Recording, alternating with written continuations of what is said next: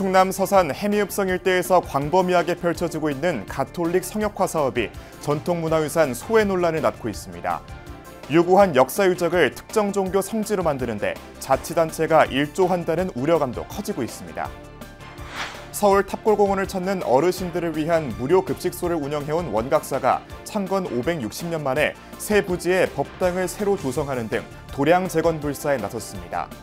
탑골공원 원각사는 법당 신축과 도량 재건 불사를 통해 서울의 새로운 명소로 거듭나겠다는 각오를 다졌습니다. 불교 문화예술이자 수행법, 사경의 맥을 잇는 사경장 이수자 1호 행호 스님을 만나 전통 사경의 전승에 앞장서고 있는 스님의 노력을 조명해봅니다. 한국과 중국의 불교 미술 작품들을 한자리에 만날 수 있는 특별한 전시회가 개막했습니다.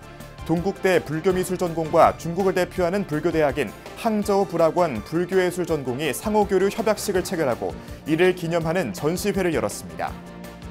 BBS 뉴스가 마련한 테마가 있는 릴레이 기획 리포트 수문절을 찾아서 오늘은 그 세 번째 순서로 제주 서귀포의 작지만 알찬 도량 관통사를 소개합니다. 여러분 안녕하십니까? 6월 19일 수요일 BBS 뉴스입니다. 충남 서산 해미읍성 일대에서 광범위하게 펼쳐지고 있는 가톨릭 성역화 사업이 전통문화유산 소외 논란을 낳고 있습니다. 유구한 역사 유적을 특정 종교 성지로 만드는데 자치단체가 일조한다는 우려감도 커지고 있습니다. 박준선 기자가 그 현장을 찾았습니다.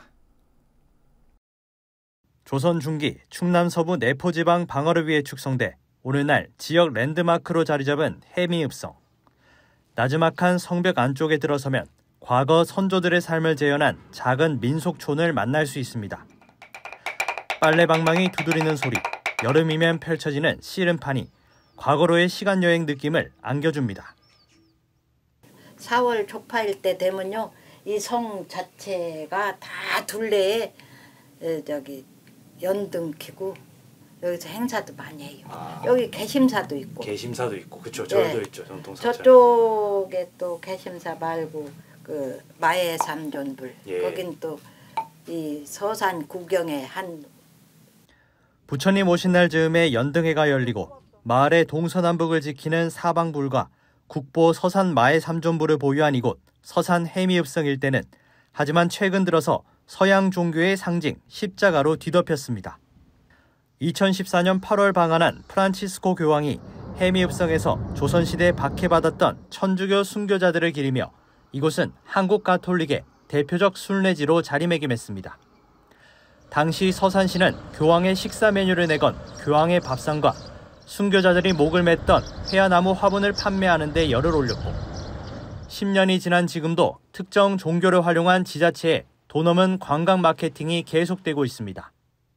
더 큰 문제는 이 같은 특정 종교 성역화 사업이 해미읍 전역으로 범위를 넓히고 있다는 점.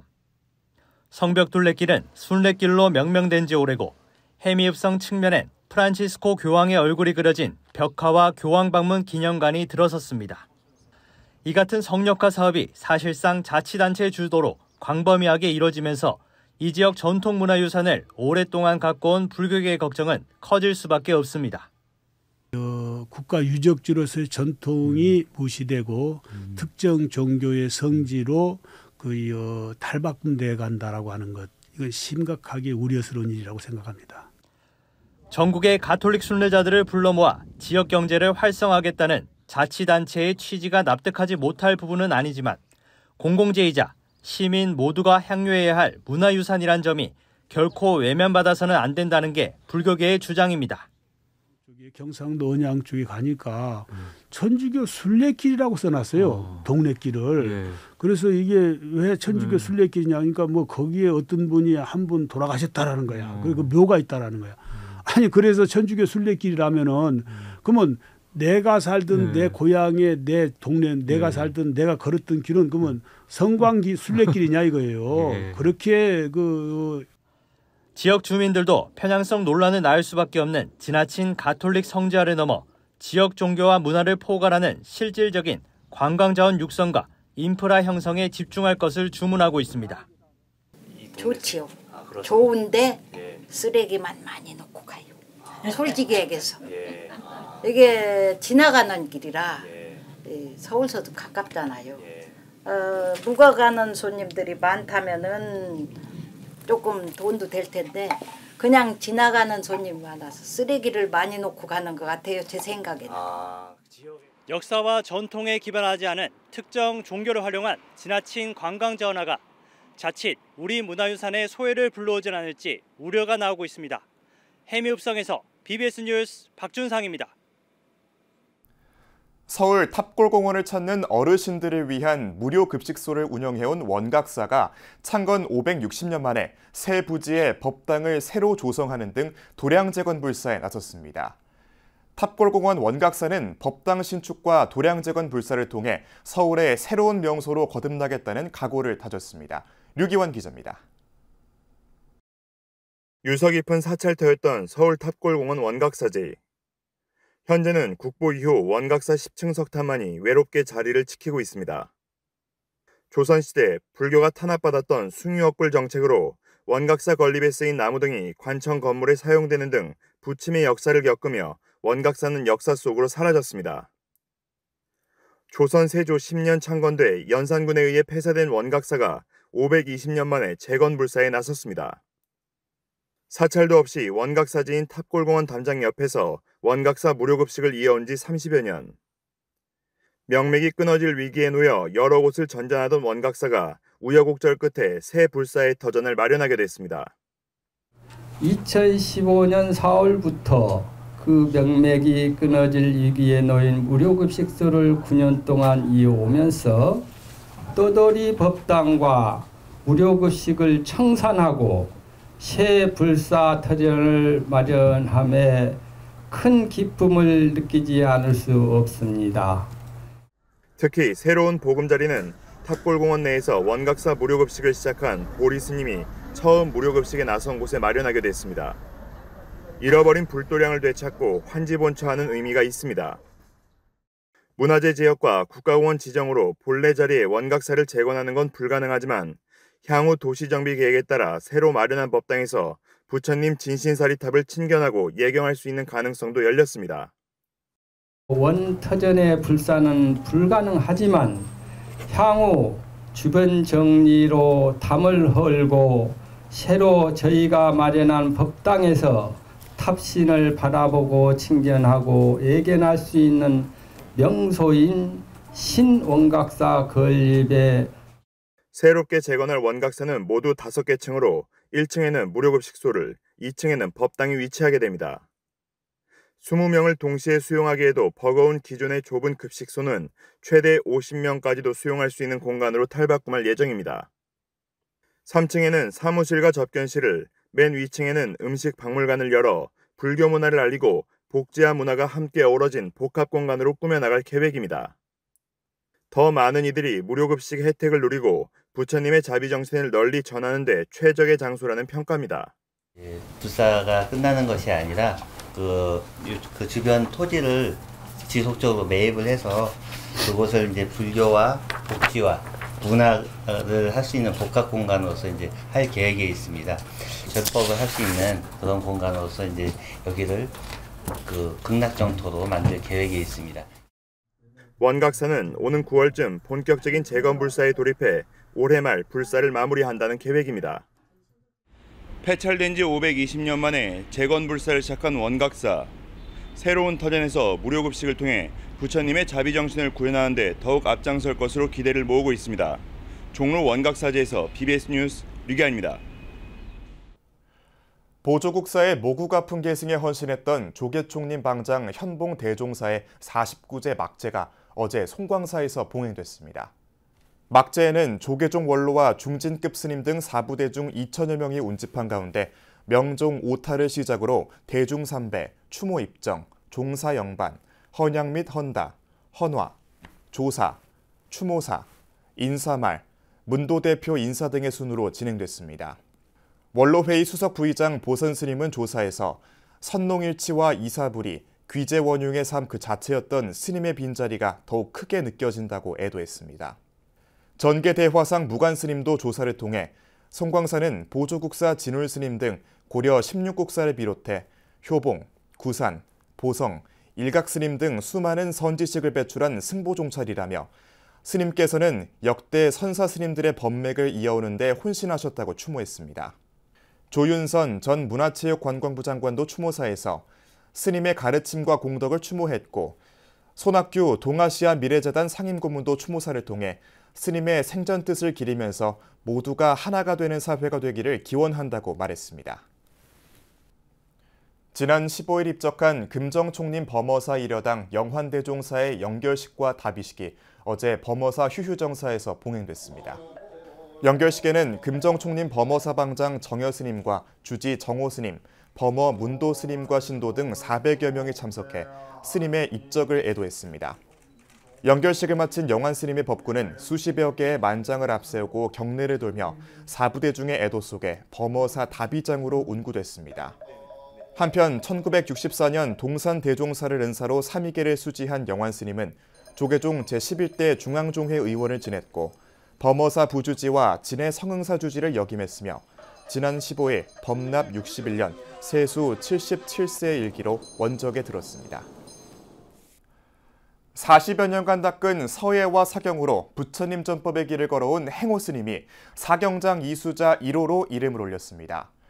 고려 사경의 전통을 이으며 수행과 전법에 매진하고 있는 행호스님을 김봉래 기자가 만났습니다. 붓으로 한자 한자 마음에 새기는 부처님의 가르침 사경. 행호스님의 전통 사경은 25년 전 닭일 김경호 사경장과의 인연이 시발이었습니다. 예술로서의 세여에서 한 걸음 더 나아가 부처님 말씀을 전할 수 있는 여법한 방법을 고심하던 중 김경호 사경장의 전시를 관람하며 줄탁 동기처럼 다가왔습니다. 김경호 사경장에게 모든 과정을 전수받고 정진을 거듭해온 끝에 지난 4월 최초의 사경장 이수자 3명 가운데 1명으로 이름을 올렸습니다. 닭일 김경호 선생님만큼 사경 글씨야 그림과 서체 변상도를 그렇게 뛰어나게 하는 사람이 없다고 저는 생각을 합니다. 그렇기 때문에 제가 이제 부족한 부분을 선생님한테 계속 자문을 하고 이렇게 배우고 가까이 모시고 이렇게 배우고 있죠. 행호 스님이 가장 많이 사경한 경전은 금강경과 법화경, 특히 금강경 변상도는 기존의 양식에 제6 정신휘유분 뗏목의 비유, 제14 이상정멸분 가리왕의 인욕행 스토리를 넣어 독창성을 드러내기도 했습니다.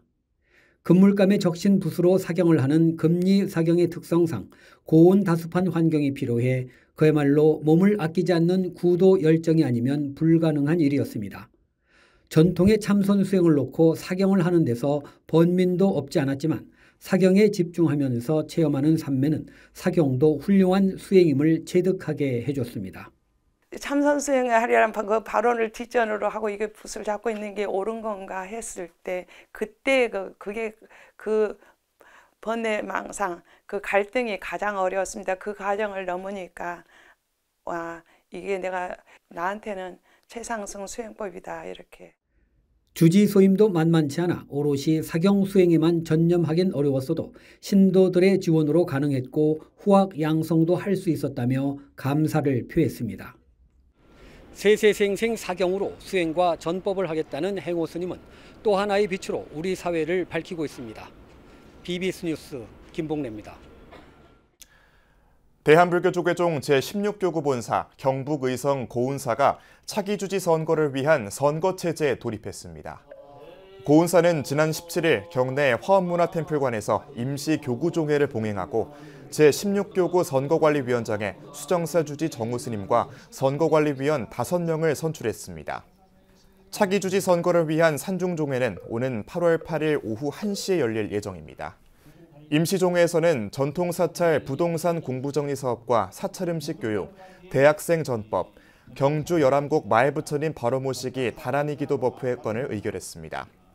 앞서 고운사는 같은 장소에서 제16교구 하안거 결계 포살법회를 봉행해 본 말사 스님들은 법망경 보살계 포살본을 합송하며 수행정진을 다짐했습니다. 동국대와 중국 최고 불교대학 항저우 불학원이 교류 협력을 위한 MOU를 체결하고 두 나라 불교미술 작품을 한자리에 모은 전시회를 열었습니다. 동국대학교와 항저우 불학원은 어제 오후 동국대 문화관 갤러리 동국에서 MOU 체결 기념 특별전 불법 동호를 열고 동국대학원생 18명과 항저우 불학원생 10명의 불교 회화 작품을 선보였습니다. 특히 이현주 동국대 대학원생이 화합미술관에 진흙에 물들지 않는 연꽃처럼 전시회를 보고 영감을 받아 제작한 붓다 네이처와 석사과정 조일진 학생이 지장보살과 관음보살의 중생구제 내용을 담은 지장보살구제가 시선을 끌었습니다. 이제 세계적으로 인정받는 K 거추에는 민족 문화의 근간이라 할 수 있는 불교 미술이 있습니다. 앞으로도 불교 중흥이 곧 동국 발전이요 동국 발전이 곧 불교 중흥의 마음가짐으로 불교 미술의 발전에 계속에 힘써 주실 것을 당부합니다. 이번 개막전에는 동국대 이사장 돈관 스님과 예술대 학과장 이수예 교수, 중국 항저우 불학원 원장 광천법사, 주한 중국대사관 방곤공사, 중국 미술학원 주신 교수 등이 참석했고 전시는 다음 달 1일까지 열립니다.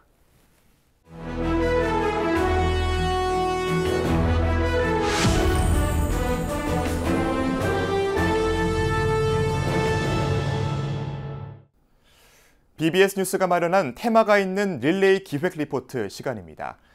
6월 BBS 뉴스 기획 리포트의 테마는 잘 알려져 있지 않지만 보석처럼 빛나는 사찰을 소개하는 숨은 절을 찾아서인데요.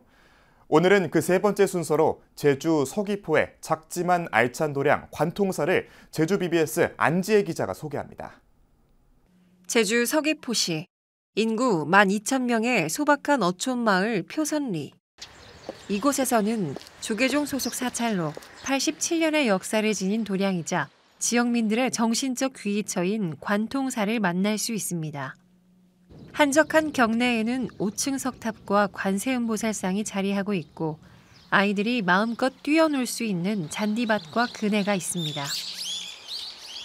표선 지역도 저출산의 여파로 올해 5월까지 출생아 수가 고작 12명에 머물 만큼 아이 울음소리가 끊겨가고 있지만 관통사에서는 아이들의 웃음소리가 가득합니다.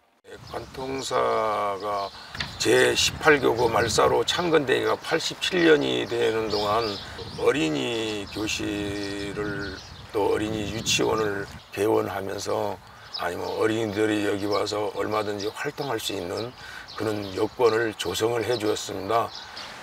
아이들이 워낙 그 주지심을 좋아해서 주의심 따라서 기자 와서 뭐 과자도 먹고. 주지 석연 스님은 10여 년 전부터 표선 지역 아이들을 위한 공부방과 PC방 등의 공간을 사찰에 마련했습니다.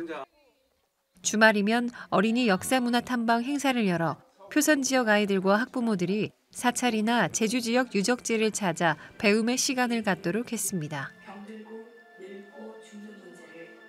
청년의 활동도 다른 사찰에 비해 활발하게 이루어지고 있습니다. 회원이 한 30명 되거든요. 청년 회원이 한 30명 우리 있는데 다 자발적으로 다 이거 봉사 심을 갖고 이렇게 하고 있습니다. 관통사 청년회 불자들은 도량의 화단을 가꾸고 사찰 버스를 직접 운전하는 등 일손이 필요할 때면 언제나 발벗고 나섰습니다.